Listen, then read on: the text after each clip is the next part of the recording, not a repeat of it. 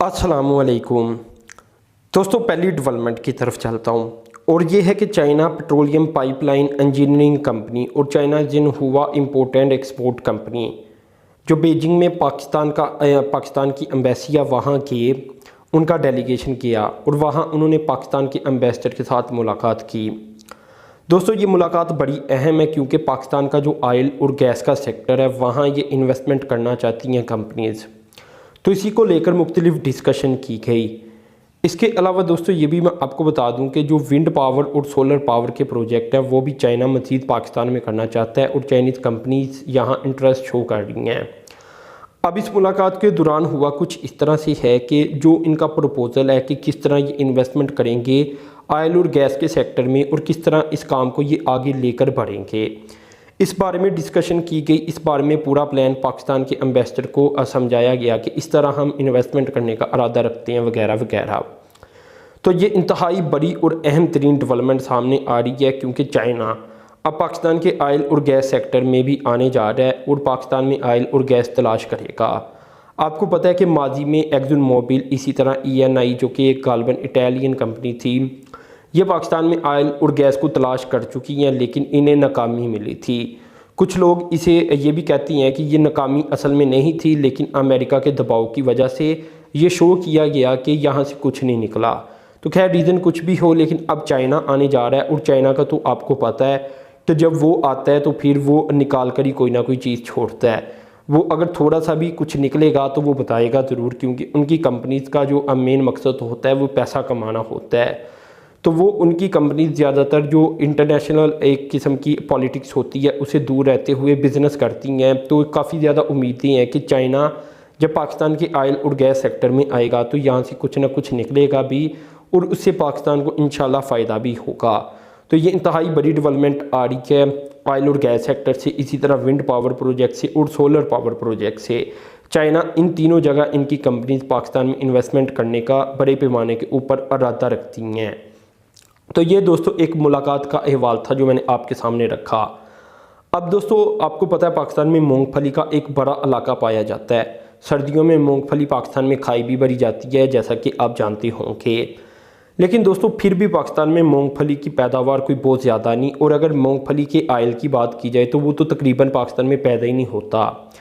पाकिस्तान जो oil edible oil जिसे कहती हैं, जो खाता पीता है पाकिस्तान ऑयल, तो वो पाकिस्तान 80 से 90% गालबन अपनी ज़रूरत बाहर से पूरी करता है, क्योंकि ज़्यादातर जो ऑयल है वो आता ही बाहर से है। वो ऑयल पाकिस्तान ज़्यादातर सोयाबीन, पाम ऑयल, इस तरह मुख्तलिफ़ किस्मों के जो ऑयल हैं वो बाहर से इंपोर्ट करता है। अब पाकिस्तान में मूंगफली को लेकर भी चाइना की एक कंपनी पाकिस्तान में इन्वेस्टमेंट करने का इरादा रखती है और इस कंपनी का नाम है Shandong rainbow agricultural technology company. ये एक बड़ी कंपनी है एग्रीकल्चर शोबे में, और अगर तो मूंगफली की काश्त के लिहाज से देखा जाए तो ये चाइना की बड़ी कंपनीज में से एक कंपनी है। तो ये चाहती है कि पाकिस्तान में हम एक रिसर्च सेंटर बनाएं और साथ में मूंगफली की पैदावार में इजाफा करें और साथ में जो मूंगफली का ऑयल पैदा करने वाला यूनिट होता है वो भी लगाएं। अब पाकिस्तान में इस वक्त एक भी जो इंडस्ट्रियल लेवल का यूनिट है वो मौजूद नहीं जिससे मूंगफली से हम उससे ऑयल को निकाल सकें और इस ऑयल को खाने पीने में इस्तेमाल कर सकें। अब दोस्तों ये बात अब याद रखें कि मूंगफली का जो ऑयल होता है वो चाइना में काफ़ी बड़ी मकदार में खाया पिया जाता है और चाइना गालबन दुनिया का सबसे बड़ा मुल्क भी है या सबसे बड़े मुल्कों में से एक मुल्क है जहाँ मूंगफली की सबसे ज़्यादा काश्त होती है। तो ऐसे में चाइना काफ़ी ज़्यादा तरक्की याफ्ता कंट्री समझा जाता है इस मामले में, अगर तो मूंगफली की काश्त और इससे ऑयल को निकालने वाली बात की जाए।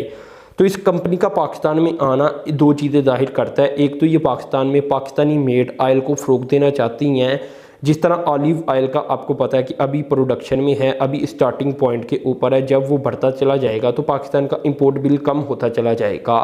तो अब ये दूसरा ऑयल सामने आ रहा है जिसमें एक चाइनीज़ कंपनी इंटरेस्ट शो कर चुकी है कि हम पाकिस्तान में इन्वेस्टमेंट करेंगे। ऑलिव ऑयल की अगर बात की जाए तो वो तो प्रोडक्शन लेवल के ऊपर पहुंच चुका है, लेकिन अभी ये इंतहाई इनिशियल लेवल के ऊपर बातचीत है कि मूंगफली से भी ऑयल पैदा किया जाएगा और इसमें चाइनीज़ कंपनी पाकिस्तान में एक यूनिट लगाएगी।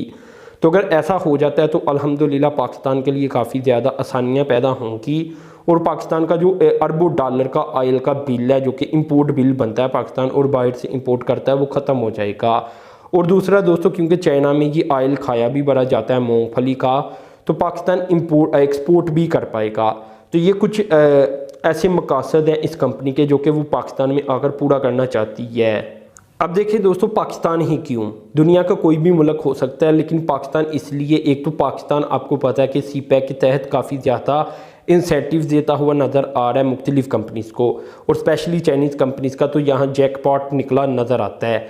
इसी तरह दोस्तों दूसरा, चाइना पाकिस्तान आपको पता है रिलेशन में भी काफ़ी अच्छी रहती हैं, तो पॉलिटिक्स के लिहाज से भी कोई ख़तरा नहीं कि कोई पाबंदी लग जाए।